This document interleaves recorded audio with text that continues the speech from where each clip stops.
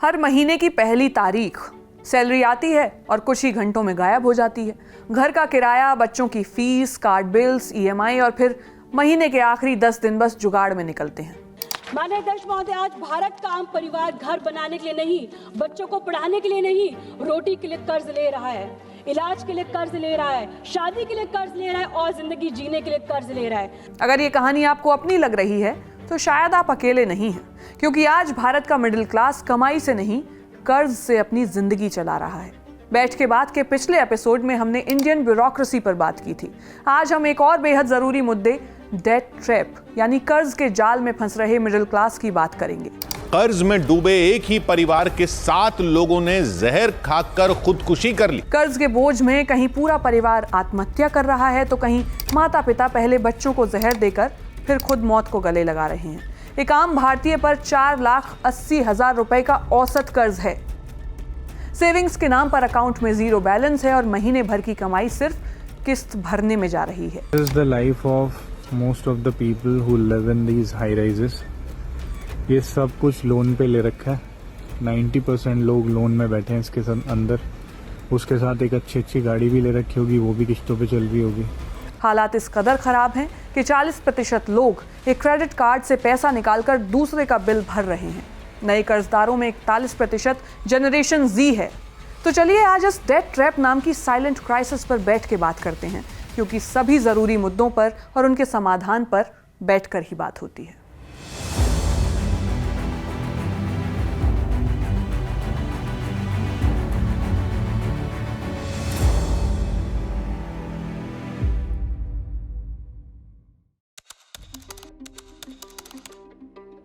सबसे पहले ये समझते हैं कि देश में आखिर मिडिल क्लास है कौन और ये कर्ज में कितना दबे हुए हैं, क्योंकि कहानी के असल किरदार यही हैं। National council for applied economic research के मुताबिक भारत में मिडिल क्लास वो परिवार हैं जिनकी सालाना कमाई 2 लाख से 10 लाख रुपए के बीच में है। हालांकि एक दूसरी संस्था people research on India's consumer economy, जिसे प्राइस भी कहा जाता है, का नजरिया थोड़ा अलग है। प्राइस कहता है कि 5 लाख से 30 लाख रुपए की सालाना आय वाले परिवार मिडिल क्लास कैटेगरी में आते हैं। साथ ही संस्था ने अपनी रिपोर्ट में बताया कि 2020 और 21 में भारत में मिडिल क्लास की आबादी 43 करोड़ से ज्यादा है, जो कुल जनसंख्या का लगभग 31% है। माना जा रहा था कि 2047 तक मिडिल क्लास की आबादी देश की 61% यानी करीब 100 करोड़ हो जाएगी। लेकिन मौजूदा हालात को देखकर लगता है कि शायद ही ऐसा हो पाए। क्यों? क्योंकि पिछले 10 सालों में मिडिल क्लास की औसत कमाई यानी एवरेज इनकम करीब 10.5 लाख रुपए सालाना पर ही अटकी हुई है। अगर इसमें महंगाई को जोड़ लें तो लोगों की कमाई बढ़ने के बजाय घटती नजर आती है। एक समय था जब भारतीय अपनी सेविंग्स के लिए जाने जाते थे, लेकिन अब हाउस होल्ड सेविंग्स यानी घरेलू बचत लगातार कम हो रही हैं। मतलब ये कि अब लोग पहले की तुलना में कम पैसा बचा पा रहे हैं। इसके उलट कर्ज का रॉकेट तेजी से आगे बढ़ रहा है। एक आम भारतीय पर औसत कर्ज 4,80,000 रुपए है, जो पिछले 2 सालों में 23% बढ़ा है। इकोनॉमिस्ट सौरभ मुखर्जी ने आरबीआई के डेटा का एनालिसिस करके बताया कि भारत के मिडिल क्लास के 5 से 10% लोग ऐसे कर्ज के जाल में फंस चुके हैं जहां से उनका बाहर निकलना लगभग नामुमकिन है। 45% कर्जदार अब सब प्राइम कैटेगरी में आ चुके हैं, यानी उनका क्रेडिट स्कोर काफी खराब हो चुका है। स्थिति यहां तक पहुंच चुकी है कि 48% कर्ज सिर्फ रोजमर्रा के खर्चों के लिए लिया गया है, न कि एसेट बिल्डिंग के लिए। हाल ही में debt resolution firm expert panel ने 10,000 से ज्यादा ऐसे लोगों का सर्वे किया जो कर्ज में डूबे हैं। इसके नतीजे चौंकाने वाले थे। 60% लोग या तो सिर्फ मिनिमम ड्यू भर पा रहे हैं या फिर उन्होंने पैसे चुकाना ही बंद कर दिया है। कई परिवारों की तो पूरी कमाई सिर्फ ईएमआई भरने में चली जाती है। 40% लोग पुरानी ईएमआई भरने के लिए नया कर्ज ले रहे हैं। असल में यही कर्ज का असली जाल यानी डेट ट्रैप है। अब फाइनेंशियल प्रेशर सिर्फ एक आर्थिक समस्या नहीं रह गया है, ये एक सामाजिक और मानसिक संकट बनता जा रहा है। नेशनल क्राइम रिकॉर्ड्स ब्यूरो यानी एनसीआरबी के आंकड़ों के मुताबिक पैसों की तंगी की वजह से होने वाली आत्महत्याएं 2018 में 4,970 से बढ़कर 2022 में 7,000 से ज्यादा हो गईं। यानी कर्ज अब सिर्फ जेब पर नहीं, जिंदगी पर भी असर डाल रहा है। असल में आंकड़े आपको स्थिति बताते हैं, लेकिन कहानियां आपको उसका दर्द महसूस कराती हैं। ऐसी एक कहानी है हरियाणा पंचकुला के 35 साल के रजत की।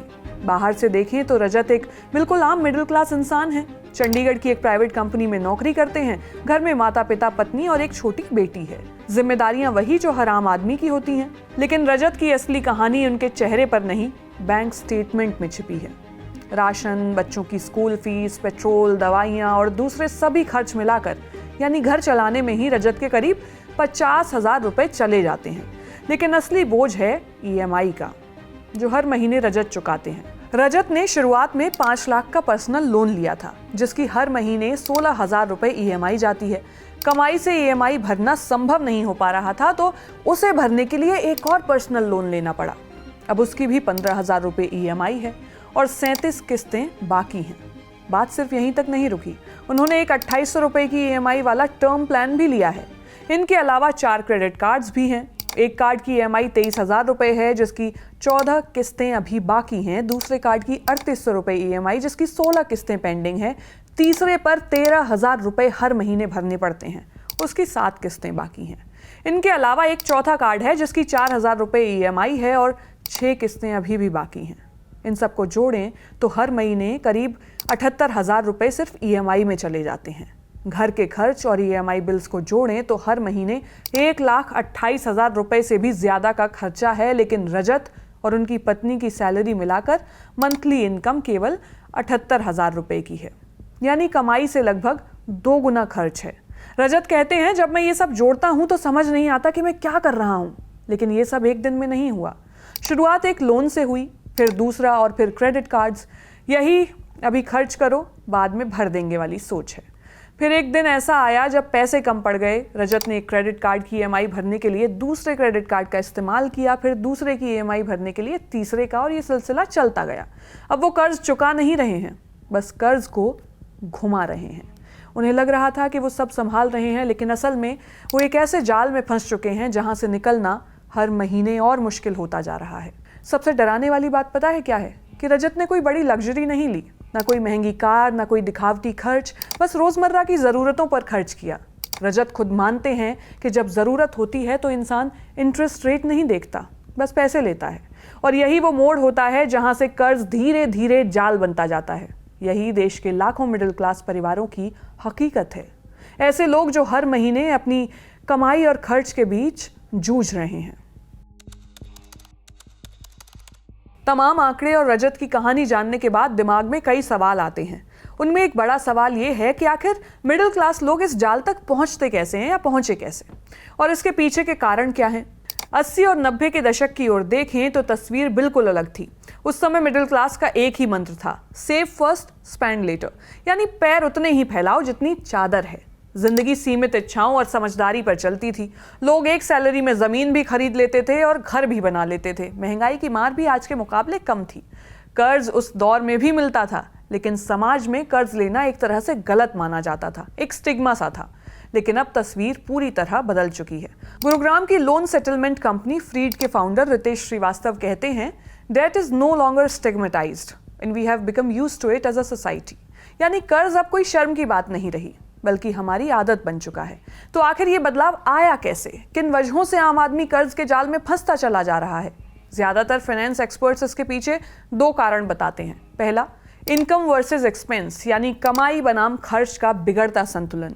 पिछले 10 सालों में मिडिल क्लास की औसत कमाई 10 लाख सालाना के आसपास अटकी हुई है, लेकिन महंगाई लगातार बढ़ती जा रही है। सोचिए, 2015 की इनकम पर 2026 में घर कैसे चलाया जाए? यही वजह है कि कर्ज तेजी से बढ़ रहा है, क्योंकि परिवार की जरूरतें तो पूरी करनी ही हैं। RBI ने अपनी हालिया रिपोर्ट में बताया कि भारत में हाउस होल्ड डेट यानी घरेलू कर्ज देश की GDP का 42.9% है। दूसरी तरफ घरेलू बचत, जो पहले भारत की सबसे बड़ी ताकत थी, अब लगातार घट रही है।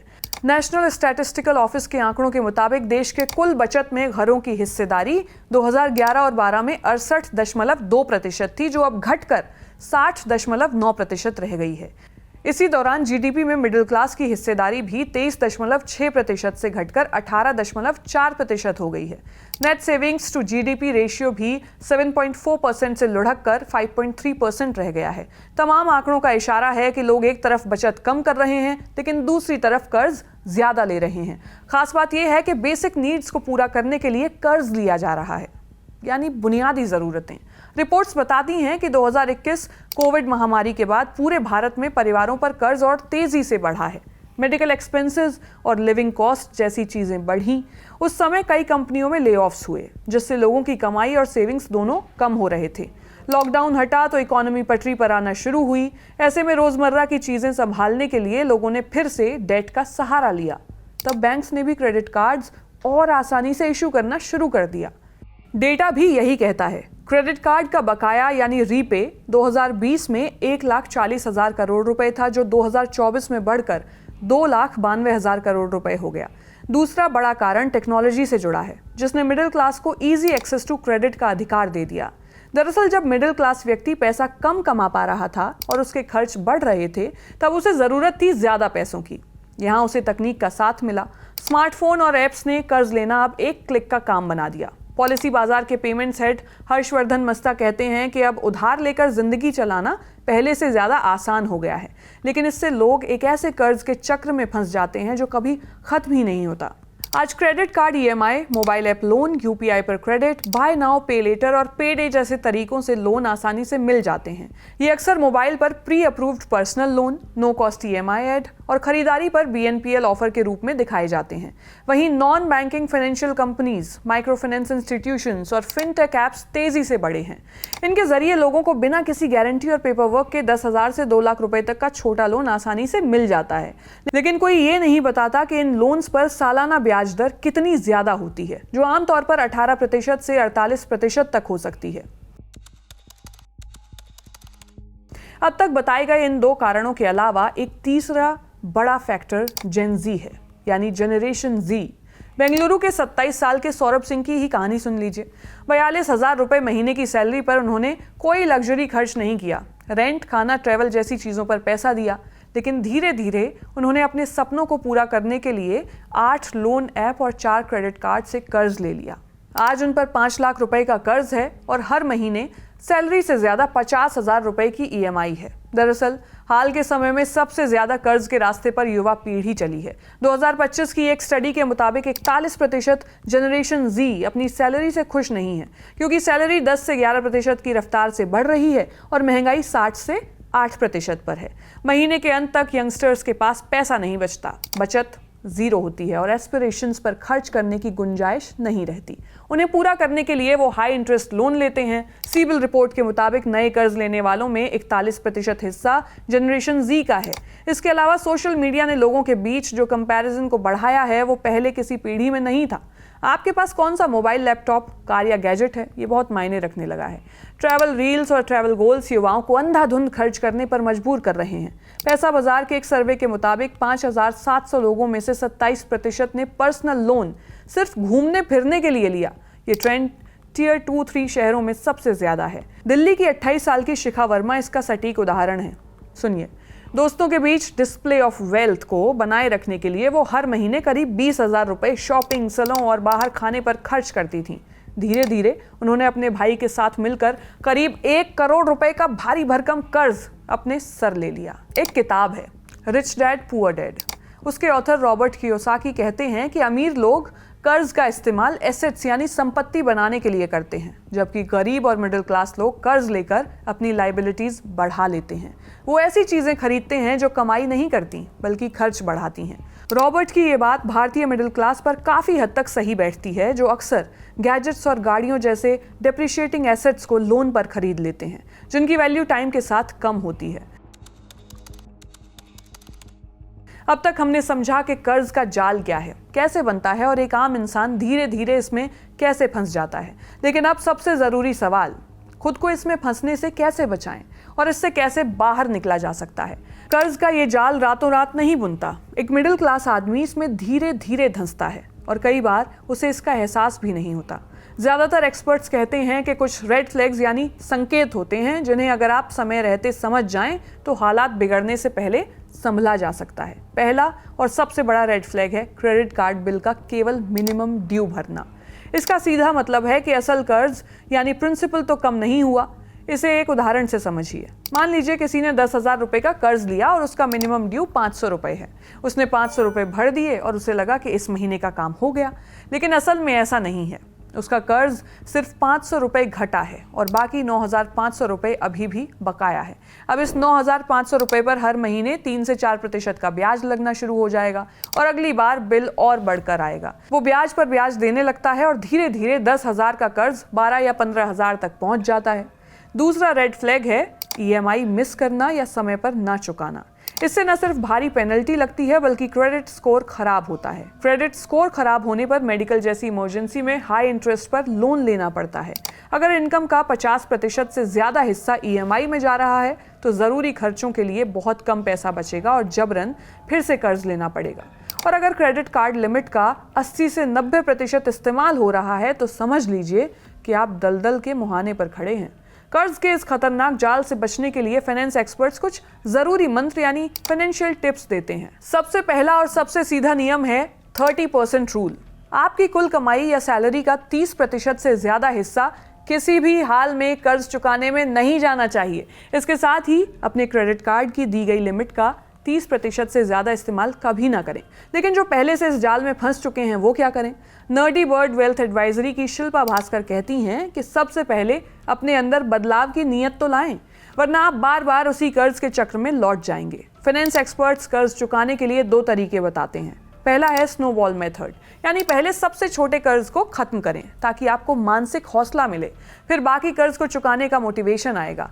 दूसरा है एवलांच मेथड, यानी जिस कर्ज पर सबसे ज्यादा ब्याज लग रहा है उसे सबसे पहले निपटाएं। अगर स्थिति बेकाबू है तो किसी फाइनेंशियल एडवाइजर या डेट रेजोल्यूशन फर्म की मदद लें। अब आखिर में बात लोन कंपनी के रिकवरी एजेंट्स की धमकी और प्रताड़ना की।